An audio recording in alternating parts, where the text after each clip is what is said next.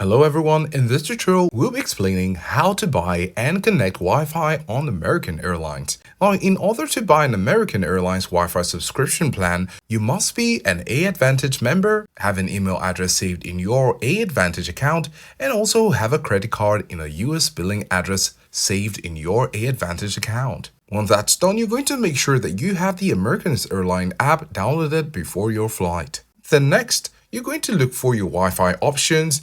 And on your flight, you're going to make sure the airplane mode is on, and on the Wi-Fi option, you're going to search for the available Wi-Fi. When you select it, it should automatically take you to your app, but if it doesn't, you can go over to your app itself and tap it open. And at the bottom, you can drag this up and select Wi-Fi and free entertainment. Tap on it, and this will take you to this page where you can tap on the hamburger menu, and then you can see Wi-Fi once again. And then you will see general information, how to connect, which is what we're showing you right now, and the Wi-Fi packages in case you're looking for one. When you tap on how to connect, you will see the options on how to connect your phone, your laptop, or personal device. So let us know if this was helpful, and thanks for watching.